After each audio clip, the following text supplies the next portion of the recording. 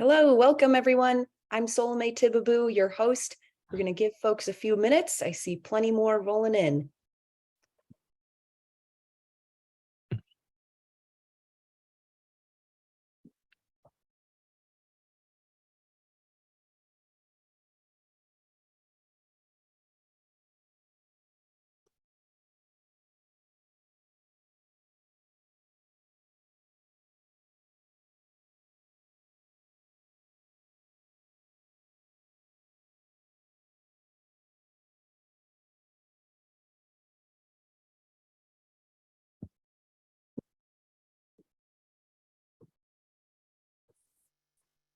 Thanks everyone for joining. I still see a lot more rolling in. Maybe we'll give people a minute or two, but I'm excited to introduce this amazing panel. Thank each of you for being here.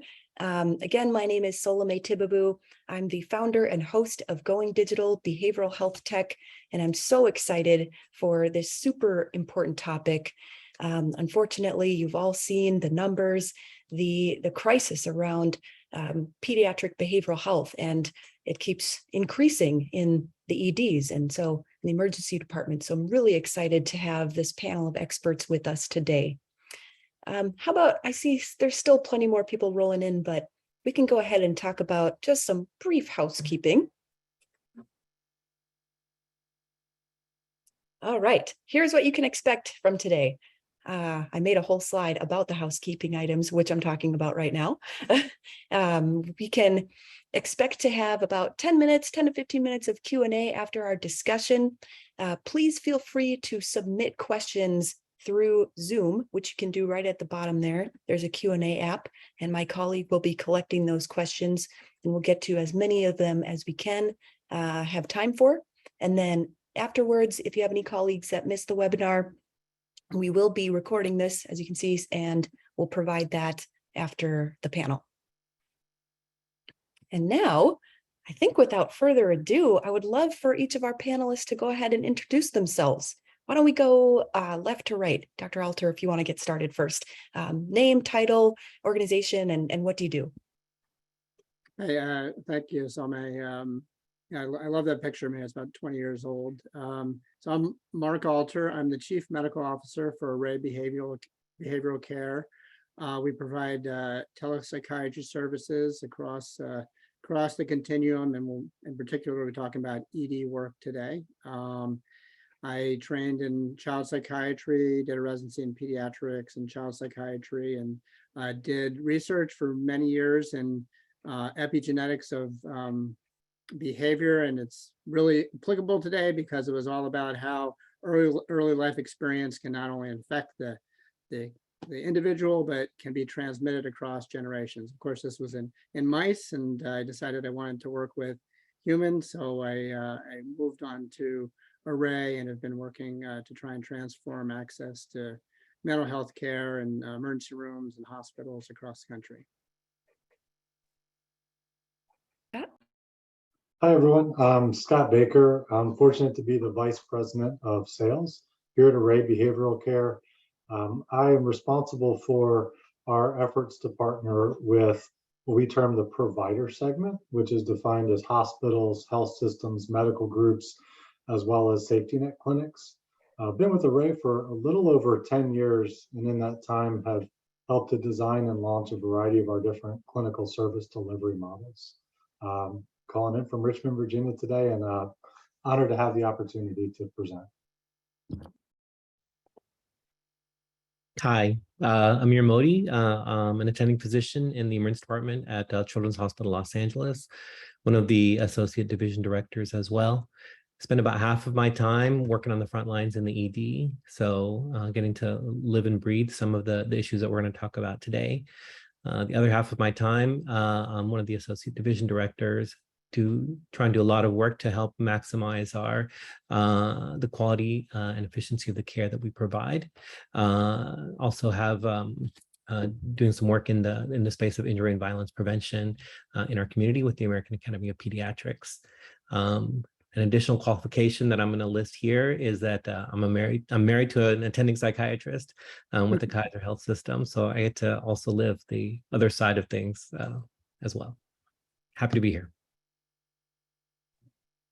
Hi, I'm Kyle Finucane. I am the Director of Behavioral Health at Penn Medicine, Chester County Hospital. We're located in Westchester, Pennsylvania. I am a social worker by background. I have both my bachelor's and master's in social work. Have been here at Chester County Hospital for nearing 10 years. I started as a frontline social worker in our emergency department, primarily working with individuals with behavioral health needs, and somewhat recently became the director of behavioral health here as we developed a behavioral health service line for the first time at our hospital. Also thankful to be here and glad to participate. Well, thanks so much to each of you. You all have such depths of expertise, and I'm really excited to jump right into this conversation. Why don't actually, Kyle, if I could get started with you. So of course, just to reiterate, there's been an alarming trend of emergency departments being overwhelmed with pediatric mental health cases. Can you share a little bit about just what your experience has been at Chester County Hospital and perhaps Penn more broadly? Absolutely. So Chester County Hospital, just to level set a bit, is a 329 bed medical hospital. We don't have an inpatient psychiatric unit. And then up until recently, we didn't even have a behavioral health service line. We have a 43 bed emergency department.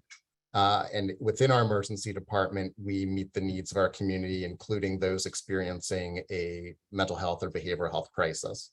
Our county in particular does not have a crisis response center, so the emergency departments throughout the county meet that need.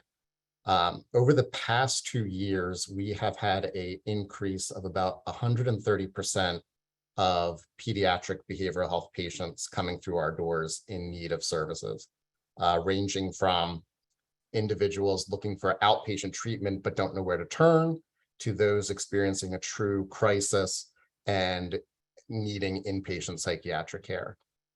So it really runs the gambit between the two, and it's what we're seeing is an increase of need that has been exploding over time, and from my perspective, a big piece of what's led to it is not being enough resources within the community to really meet the needs. So oftentimes individuals are coming to the emergency department needing help, even at a lower level, or because they couldn't access services, they end up in a crisis situation, so they turn to the emergency department. So it's a significant issue that we are trying to address within our own community, and I know it's something that is, everyone is seeing across the nation, frankly.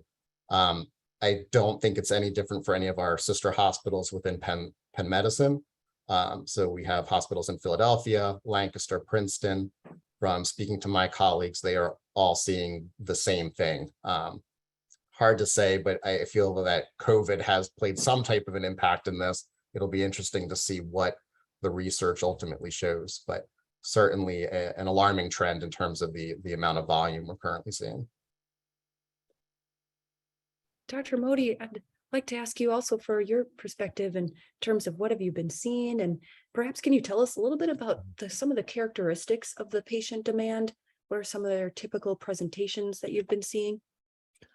Yeah, our hospital again is a ped specific, but similar in size to Kyle, about a 330 bed hospital, about 100,000 ED visits, in a 35 bed emergency department, and we've also just seen a significant rise. Explosion is probably the right word in the number of patients seeking behavioral mental health. There's basically 3 kind of categories that we'll see patients in.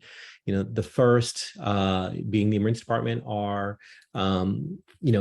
some element of a patient kind of disclosing either in a suicide attempt or in an overdose, kind of or in some other way disclosing the fact that they're suicidal, that they're self-harm. Another way is kind of referral, patients who, are seen by another provider, and that provider doesn't have access to a resource to send a patient that needs an escalation in care. For example, school counselors or social workers in the community who don't have a place to send someone who who they're concerned about safety in. So not necessarily, truly suicidal by an overdose attempt or something like that, but kind of a tier below. And then the third way that we'll see patients, and this has probably been the area of the most significant amount of growth, is what I would call the physical manifestations of underlying mental health needs. So patients who present with chronic headaches or chronic abdominal pain or chest pain, you know what I mean? They're reflecting symptoms of depression, anxiety, but through physical manifestations of what you would consider more medical diagnosis. And through screening, through our approach to the differential diagnosis, we'll kind of come upon these patients and then learn about the fact that they, have depression, anxiety. That's kind of the three, I guess, what I would call general categories that we'll see patients. You brought up such an interesting topic of these other physical symptoms, and perhaps the patient or family doesn't know right away that that's an underlying mental health issue. I talk a lot about my own personal experience. As a young person, I struggled with severe obsessive compulsive disorder and panic attacks. And my parents, they said years later, we didn't even have a vocabulary for what is OCD in our languages. And so I had thought it wasn't until maybe the fourth therapist that I finally got the proper diagnosis. But I remember thinking back, like, oh man, I'm having a heart attack, like all the things that ultimately were actually panic disorder and OCD. So really helpful. Now, let me turn to Dr. Alter, please. Could you talk a little bit about underlying factors from your perspective that you see are leading to this increased demand? Yeah. So I guess first I'd like to say also that we are also think of ourselves as a huge emergency room, and we're seeing exactly the same trends that Dr. Modi and Kyle are talking about. From 2020 pre-pandemic to 2021, we saw a doubling of visits, and we're on track to see about 10,000 kids this year. So definitely an explosion in need. So underlying factors, I mean, it's really hard to say. I mean, clearly COVID had an impact, but these trends were starting pre-COVID. There's a great article in the Atlantic talking about different factors that are and are not. It's not, a lot of people have kind of ascribed it to the kids, saying kids are worse these days, but they're actually, there's been so many improvements. There's less fighting, less drunk driving, less premarital sex, all sorts of things that we would think kind of would indicate improved mental health, but the trends are heading in the opposite direction. But things that I think may be contributing, probably are contributing, the social media has been pretty closely linked to kind of at least associated. The rise has been kind of parallel. There's incredible pressure on these kids. Another thing I'd recommend people look at is a great movie, Race to Nowhere. It's all about how much pressure kids are under to succeed and not being allowed to fail. And, conversely, without being allowed to fail, they don't become resilient. So I think that also is leading to part of the underlying problems. And then, again, the resources, the lack of resources are really a problem that we find. I think there's been, as the rates of suicide go up, you would want pediatricians and other healthcare professionals to take on a bigger role, but they become more uncomfortable. The more dangerous the situation seems, the more they're going to want to back away and send kids to the emergency room. So we're seeing, resources go away. There's a lack of insurance. There's so many problems affecting resources that I think drive people to the emergency room. And then as the numbers go up, it becomes harder and harder to find beds on the other side for the kids that need them. And then there's a lack of comfort with discharging kids, because kids hurting themselves is very scary. So there's a tendency, without having professionals in the emergency room to really assess the safety, to keep kids that maybe could go to lower levels of care, which is leading to backups.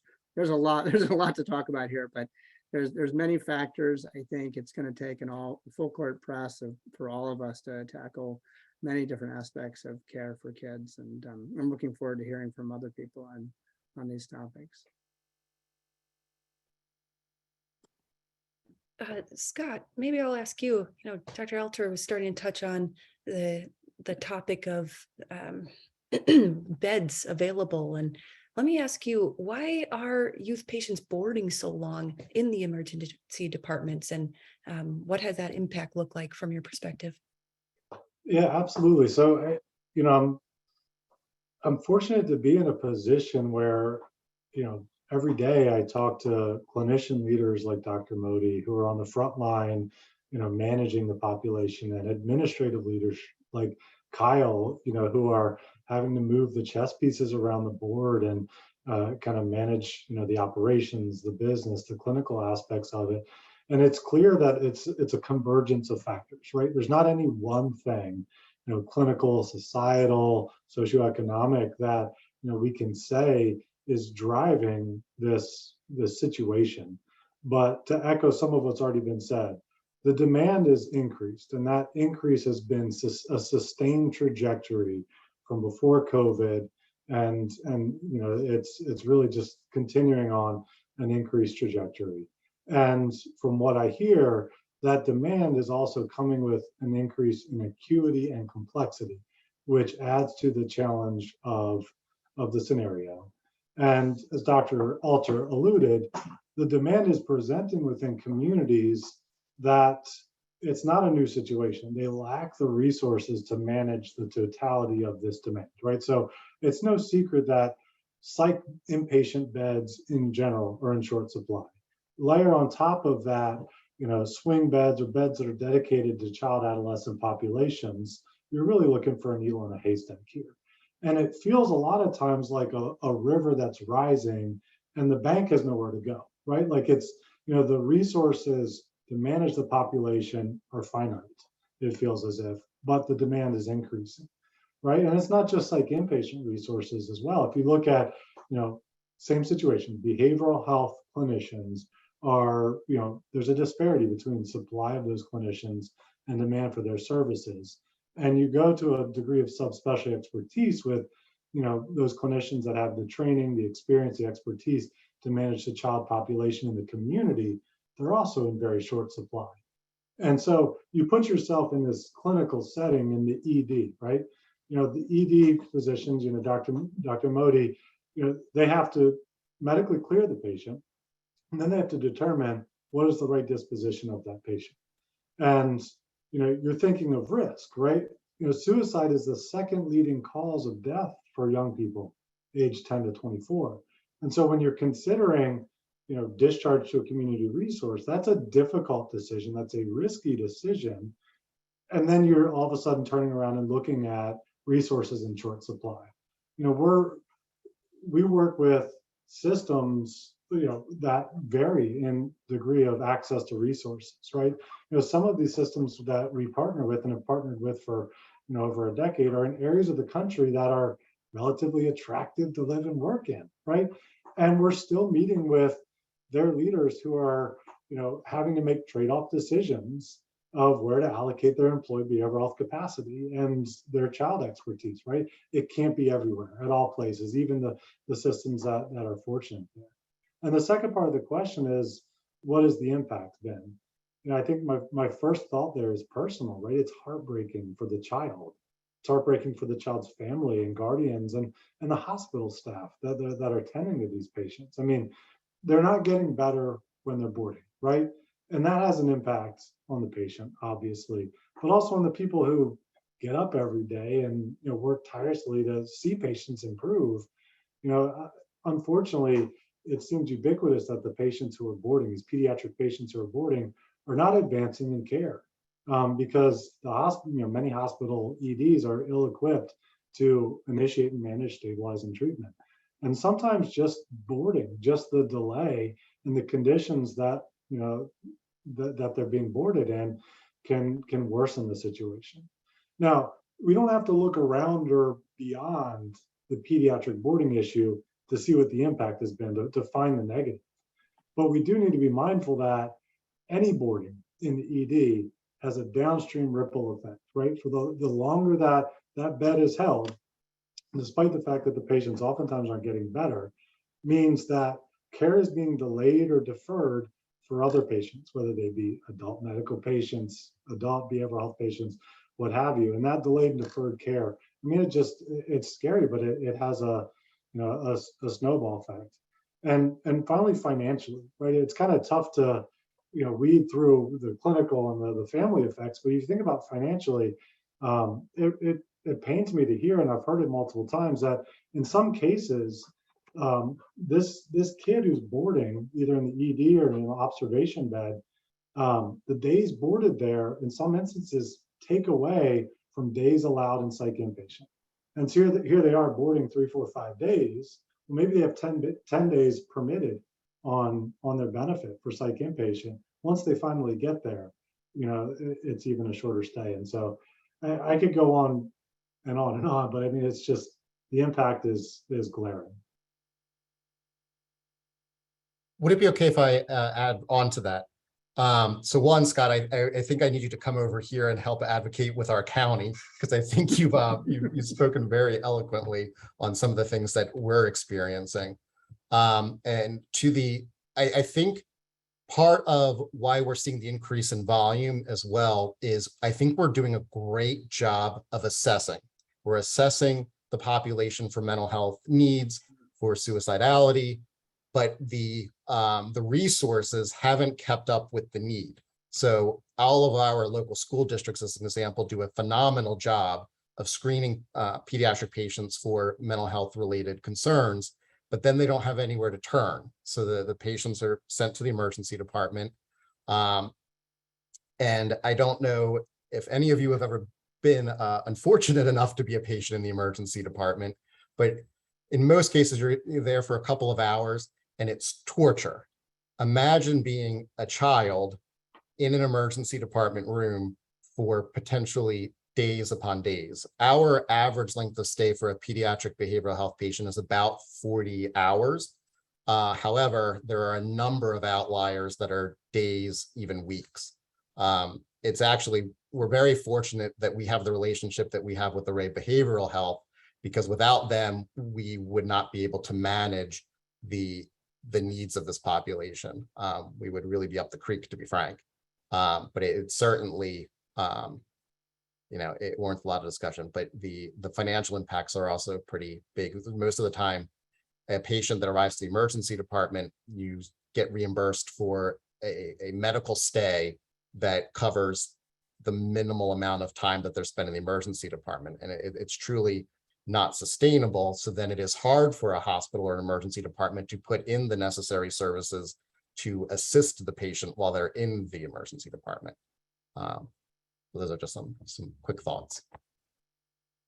I mean, I agree with you, Kyle. I think that our ability, two things. I think our ability to screen has improved, and along with that ability to screen for behavioral health concerns is also, another positive trend would be the reduction in, I think, stigma that's associated with mental health in our, in our communities. A lot more people are more comfortable, to Dr. Alter's point. I think that, one of the positive impacts, I guess, of things like social media is that people have been a little bit more willing to share some of the journey that they've had with mental health. And so I think that there, are some opportunities there to capitalize on that increased amount of sharing. But to your point, there, with that increased screening, there is no backup infrastructure that's built behind that increased ability to detect problems,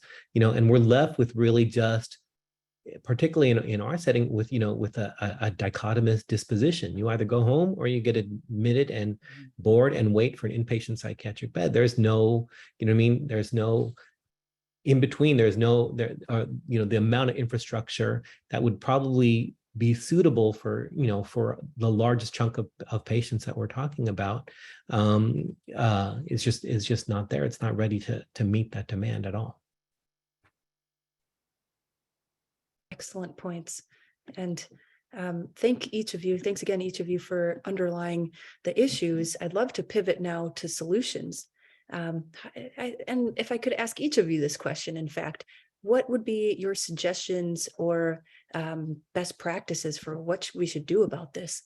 And I think if I can go Dr. Alter, Dr. Modi, Kyle, and Scott, please. So the hard question is, what is the solution? Yeah, I mean, resources is certainly, they're certainly lacking, but we can't just wave a magic wand to figure, to make resources appear. So we have to find ways to work with resources we have. I think one of the things that we try and do with our doctors, because as Scott was saying, and we've all been talking about, the resource of child psychiatrists is very low.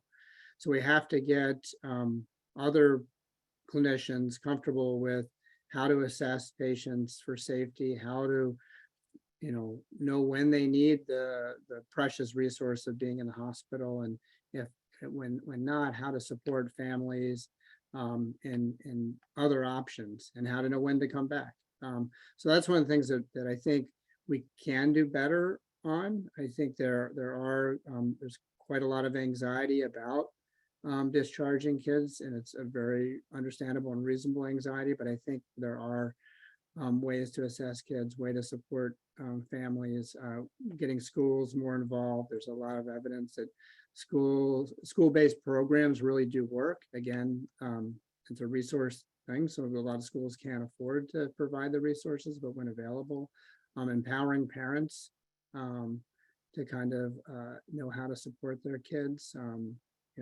There's a lot of opportunities to make the best out of the resources we have, and then we also have to just keep advocating for more resources and addressing the problem we have, because it's really been a doubling, and I do agree with the sense that the acuity is probably higher. The suicide rates have, I think they've gone up even more than the general rate of presentation. So it's a scary time, but I think it's an opportunity to really put our heads together and make a difference. And again, I want to hear what everyone else has to say too. Dr. Modi? Yeah, so again, I agree with Dr. Alter. This is the $1 million question, I guess, and what I would address, if I could wave, obviously if I could wave a magic wand, a different story, but if I can find it, that I think the most effective place where we might be able to advocate is and innovate is really getting rid of that dichotomous disposition in patients who of either going home or just going home and out into the world or being admitted to an inpatient psychiatric facility. Again, I'm going to call on my experience of being asleep in bed and listening to my wife talk to consultants in the emergency department, where she will say clearly sometimes that that a patient, even with a mental problem, she will say that the worst place to send that patient is to an inpatient psychiatric facility. If there was another place, right? And so if we could innovate in something that you might call intensive outpatient therapy, where instead of an inpatient bed, we can arrange for 3 daily visits of an hour with with a combination of a therapist and a clinician, where we can, particularly when it comes to pediatric mental health, right? There are a lot more social determinants of health that need to be addressed when it comes to improving their outcomes. And so, having creating an infrastructure that meets patients where they are at. So the example I would give is, if you see and this is not an uncommon patient, this is what I would call a common patient. If you see a 12-year-old, with maybe, with thoughts of self-harm or a disclosure in like a school note, who also may have a history of of, maybe a learning issue, or, live somewhere on the spectrum of autism. If you take that 12-year-old out of the one thing that he anchors to the world, out of his routine, and put him in an ED bed for 24 or 48 hours, or you put him in an inpatient psychiatric facility, I don't know that that patient is going to do better. But if you send them home back to the exact environment that they came from, then we're not doing anything at all. So there has to be somewhere in between where that patient can get access to intensive outpatient resources that meet them where they are at, that address their social determinants of health, that address maybe some underlying comorbidities that all lead themselves to that. And then, I will try and avoid getting on my soapbox, but the other thing that has to be addressed, right, is we keep talking about this flood. The other analogy I would say is it is a bathtub that's overflowing with water. And yes, we can build a bigger bathtub, but we also need to address the amount of water that's coming in, right? So that people at the policy level, have to address and understand adverse childhood experiences, or ACEs, and the social determinants of health in the policies that they make, right? So, for example, if someone doesn't want to address gun violence in schools, and then puts, the onus on schools to do active shooter drills, but doesn't understand that those active shooter drills themselves actually count as as a adverse childhood experience for children, or can be a trigger for a mental health emergency. So, not understanding at the policy level the impact of the choices that policymakers make on adverse childhood experiences and the social determinants of health is just going to keep on making us build a bigger and bigger tub.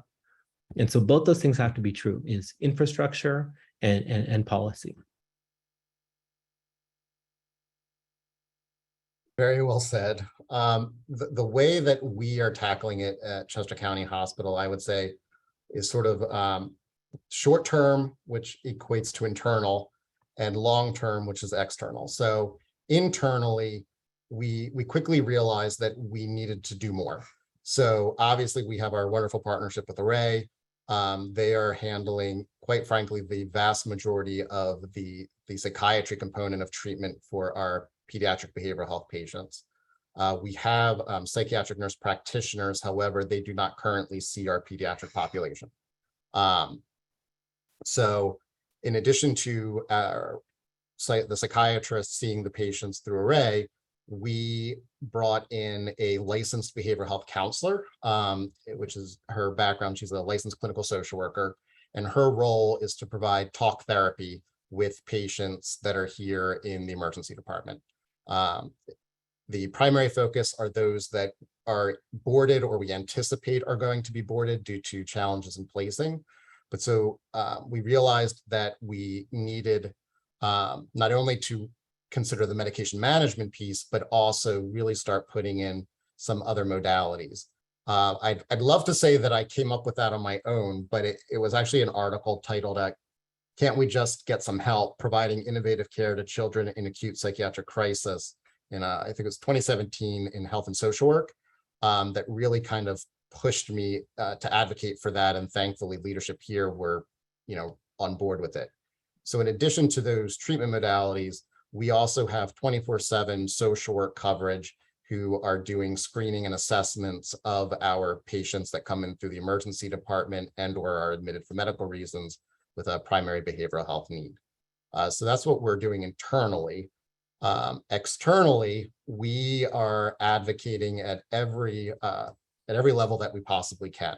I serve on the county Mental Health and Intellectual Disabilities Advisory Board. I sit on a number of committees. Our hospital president and CEO is also very passionate about behavioral health. So he is frequently talking to local and state leadership, trying to advocate for more. So the short term is, what can we do here and now? What services, what resources can we provide, while also coordinating with what exists out in the community? And then the long term is really advocating for change and additional resources. And a huge component to that is the data. So where other hospitals in our county have struggled to produce data for those that need to see it, we at Penn Medicine have a fabulous team that has really been able to help sort of get that out of our electronic medical record systems so that we can really paint the picture about what's going on and advocate for additional resources for changing the way that we operate so that we can better meet the needs of our community, especially, our very vulnerable pediatric population. It's fun being the caboose on this train, guys. I mean, such salient perspective has been shared, and I hope I can add some value too, right? Because the solutions are why we're here. We've all taken time out of our busy days, and I think we should start by acknowledging that what we're doing right now is part of the solution. It's having the conversation. Like Kyle just said, it's shining light on the problem. Like Dr. Modi said, looking beyond the problem to what's, filling up the bathtub and creating meaningful connections and channels of communication, with other entities across the continuum of care in your community, in your region. Reach outside of your region to your peers in your network group and say, here's what I'm seeing. Are you seeing that? What are you doing? Right? Like, I've always been astonished throughout my professional career that oftentimes the solutions don't have to be created. They exist in some form or shape somewhere else. And sometimes you just have to grab them and shape them and make them your own. And so, my 2 cents in terms of best practices and perspectives, it's really, you have to build and you have to equip a continuum of behavioral health care in your community. And, start from the bottom and work up. And easy for me to say sitting here, but don't be paralyzed if you're looking at your community in your region, and don't be paralyzed by what looks like insufficiency of clinical resources, and don't be intimidated by the litany of vendor or partner solutions that are available to you. Again, easier said than done. I understand that, but you really have to take a solutions focused, a proactive focus to building and equipping that continuum. So think about 4 areas, right? And I'm working in this continuum conversation. These 4 areas would be: how do you work upstream of the ED to address the needs of the population when that need is still subacute? 2, once the patient's in the ED, what can we do? 3, how can we actually improve child psychiatry resources, inpatient bed capacity, step-down programs? And 4th, once we manage these patients, how do we keep them well? And so within that first realm of working upstream of the ED, education, I think, is part of the conversation. We live in a day where education and resources are inexpensive and widely available, but you have to do something with them. And while we have put a little bit of onus on social media for helping to potentially create some of this issue, use it, right? We all have a microphone. Educate the family and the friends. Also in that same realm, consider your PCPs and your pediatricians. Give them resources and options, right? Don't be intimidated by collaborative care. Don't, consider behavioral health integration. How can you bring a consulting child psychiatrist in? We need to consider giving the PCPs and the pediatricians enhanced referral partnerships so that the caseload doesn't back up into theirs and your PCPs don't become, your child psychiatrists. And like Dr. Modi said, it's absolutely critical that we introduce more step-down options. This is an area of optimism, frankly, from my perspective, because having done this for a little over 10 years, I'm seeing a lot more step-down PHP, IOP programs, companies out there introducing these options into all sorts of communities. And I think that's a critical element to have. But like one of the questions that came through on the chat, it's not just capacity, right? We need to ensure that the clinical capacity that we're making available to PCPs and pediatricians, that we're infusing into outpatient behavioral health, is the right capacity for the patient population. And we can't just say, okay, I need an FTE here or there. We really have to take an analytical look at the true needs of the patient population. And those needs are clinical and they're cultural. And with the advent of telehealth, you have an option when you're at this juncture of considering, bringing more clinical capacity in, to consider what is the opportune, what is the ideal clinical capacity. And here at Array, we have an extensive and frankly exhaustive matching process. But we go beyond that. We actually train our clinicians on a variety of different elements of cultural competency. I don't know that that's the entire solution, but we feel pretty good that it's a step in the right direction. The second arena, what do we do once the patient is in the ED? I think there's a few considerations here, right? Equip the ED physicians and other stakeholders within the department with toolkits to manage various patient scenarios. Adopt guidelines that help the ED physicians work in tandem with the behavioral health resources that are available, even if they're scant. And from our perspective, a lot of times being kind of the fire department coming in to help put out the fire with a lot of these health system ED partners, advance stabilizing treatment, right? Get the patient off the hamster wheel and onto a path of improvement. I'm not suggesting turn your ED into a psych inpatient unit, but every hospital in the country has access to psychiatry and therapy services, right? It's what we do. And so instead of just relying on sedation, not to say that that's all that hospitals are doing, leverage your resources to initiate stabilizing treatment and manage it throughout the course of the patient's stay. Introduce therapy, right? Kyle had a great example there, having access to a local resource to be able to do SBIRT and bring therapeutic interventions to a patient. Cost is an element here too. That was a Q&A that came through, right? I mean, you're bringing therapy and you've just unlocked a whole new element of observation codes that can increase revenue that comes in to offset cost of services. I mean, frankly, we get asked the cost question so much that we developed a variety of different ROI business modeling tools to help do it. But we're still in a position where reimbursement rarely makes up the cost of services, but it's an increasing trend. And so I would encourage you to use some ROI tools that are available to evaluate the cost. And finally, in that, what do we do when the patient's in the ED question? I would encourage you to enhance your safety planning options, right? If you do an initial disposition of the patient when they present to the ED, and it's determined that they have risk factors that merit inpatient admission, reevaluate that disposition often. I mean, we are always called back on day 2 or day 3 for a patient that does meet criteria to reevaluate, especially if you can initiate stabilizing treatment early.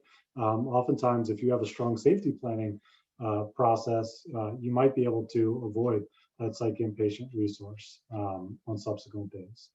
The third option, how do we improve child psychiatry bed capacity? It's physician-led teams, right? I don't know if we'll ever have enough child psychiatrists or adult psychiatrists, right?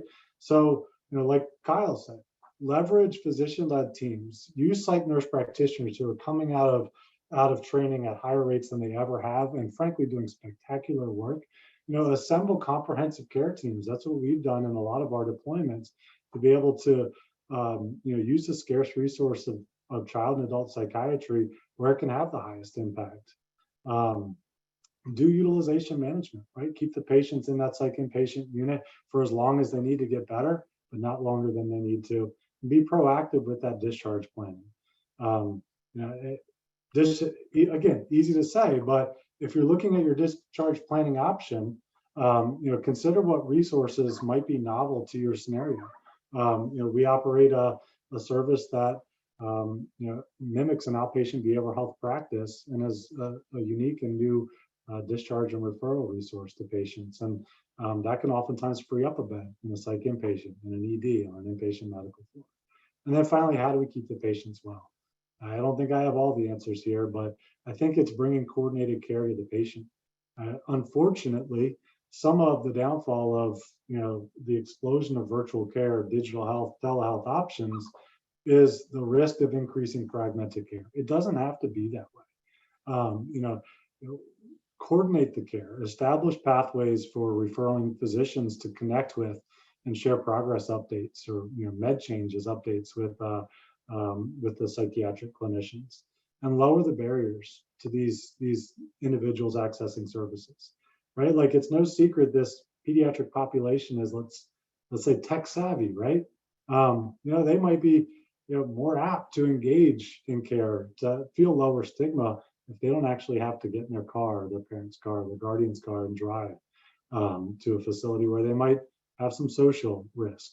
And so, we live in a day where these options, these services, the education, the remote engagement is at your fingertips.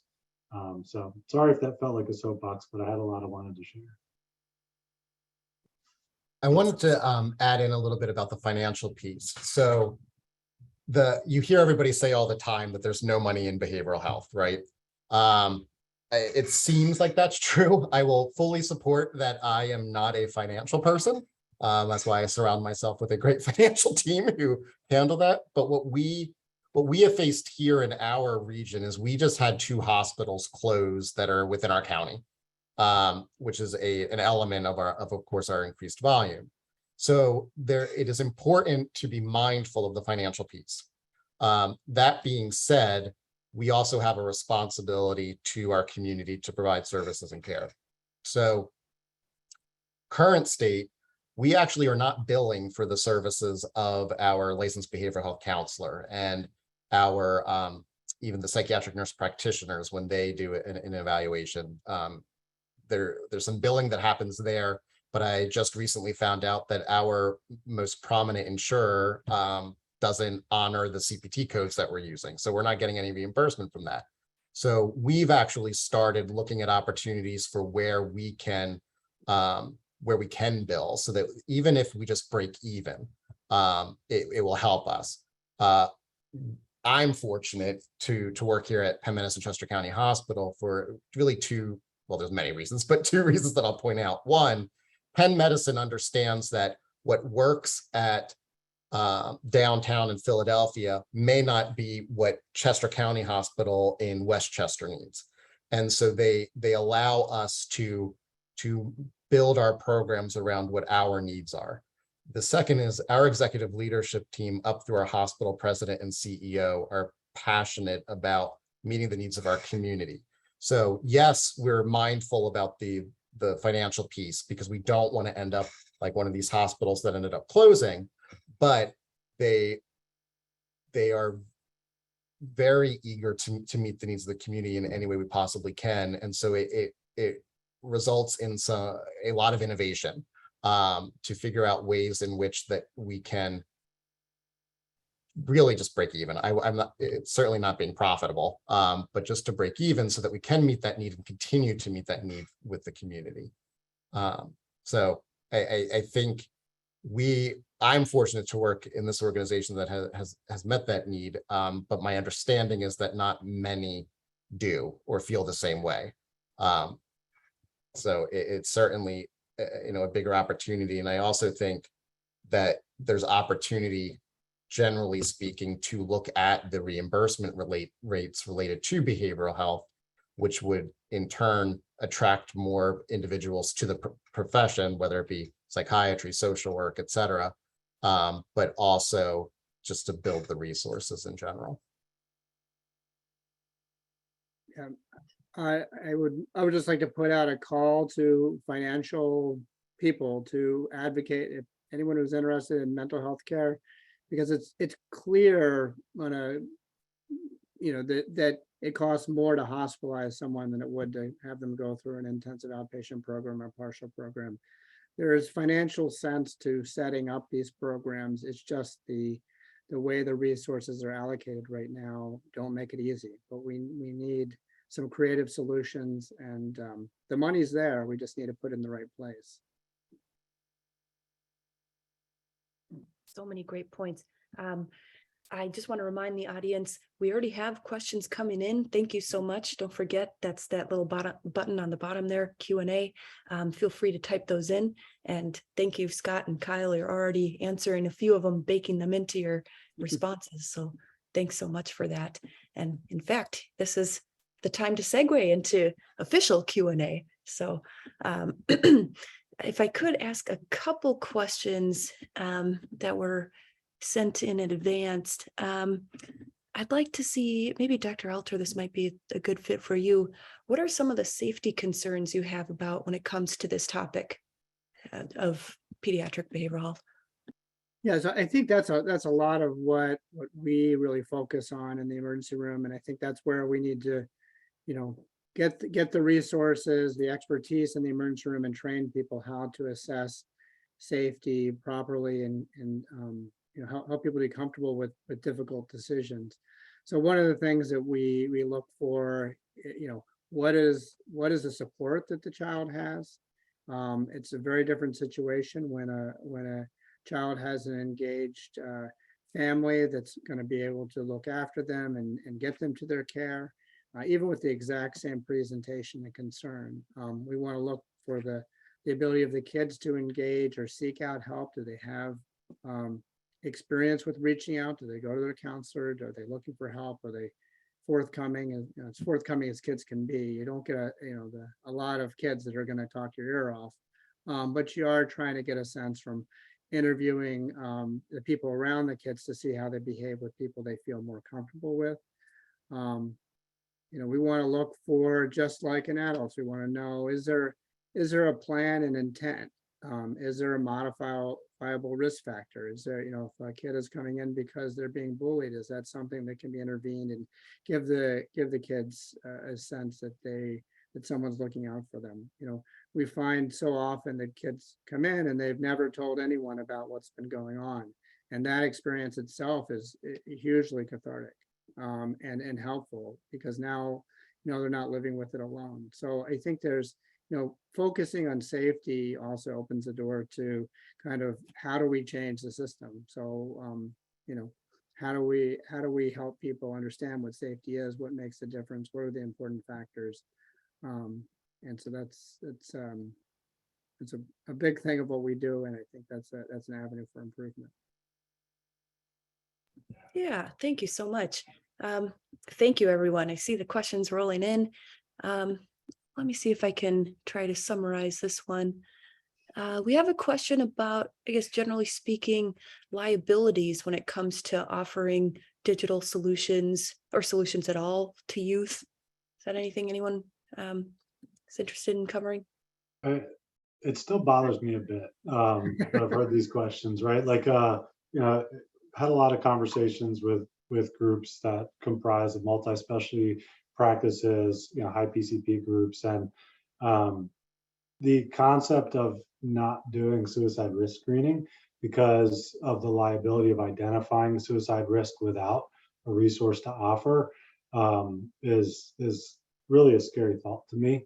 I'm not sure how mapped that is to the person who asked the question's intent, but yeah, I mean, fortunately, we're, I think, in a place like Dr. Modi and Dr. Alter mentioned that, we have better screening, we have more ubiquitous screening.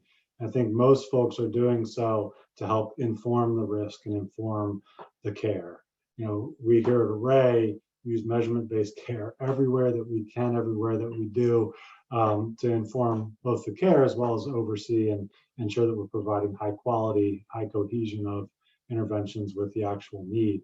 But I might suggest to the person asking the question there to delineate of the options available to them between what is newfangled, right? What is the new digital health, kind of self-help, RPM, what is that? And what is actually tech enabled? What is actually a virtual extension of, a standard engagement, right? That's how we term ourselves, as a virtual psychiatry therapy practice.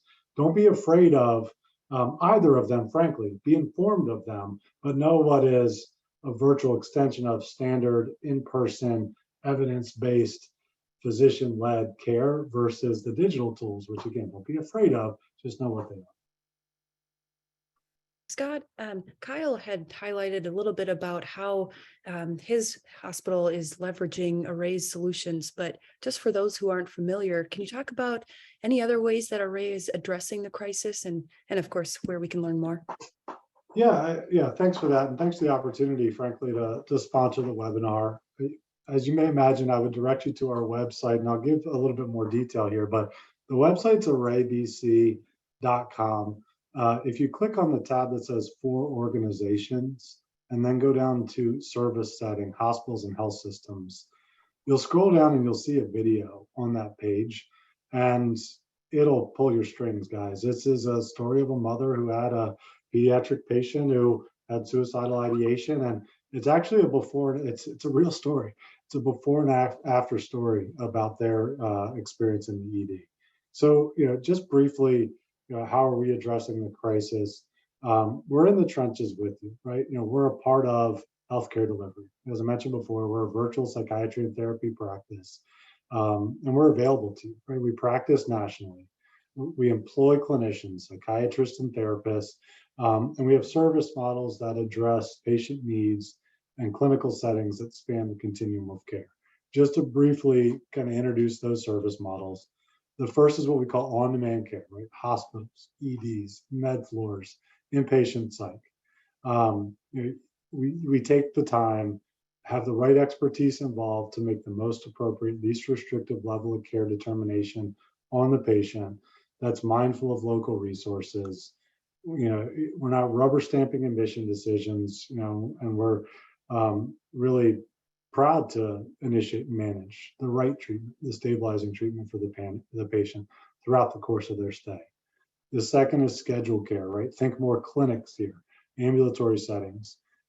How are we using scheduled care to address the crisis? We're creating capacity in the community, and we're integrating that capacity with the existing infrastructure in your community, right? The existing organizations, medical groups, safety net clinics. We're reducing the wait list by infusing, as I mentioned before, clinical capacity that's the right fit with the patient population. These are longitudinal relationships, managing patient caseloads. And finally, the third service model is Array at Home. This is an outpatient model of care, delivering care directly to patients in their homes 7 days a week, early in the morning to late at night. That's a new option for referral, a new option for discharge, for the same type of outpatient care that you would expect, longitudinal patient relationships. I think we have some payer attendees here. We're fortunate to have payer relationships that bring Array at Home services to patients at the same copay or coinsurance they would expect. And so please visit the website, share the information with folks who can actually do something with it at araybc.com. Thank you so much. And I can't believe this. We've got a few more questions, but I know we're running out of time. If I can have each of you just, I'll follow up with all the attendees. You'll get a copy of the recording, and we'll just capture some of the questions that we didn't get time for. But I really want to thank you each for sharing your expertise. This is a really important topic, and I'm looking forward to continuing the conversation. But this was just the beginning. And thank you, audience, for taking your time and joining us today. Thank you all. Thanks, everyone. Thank you very much. Thank you.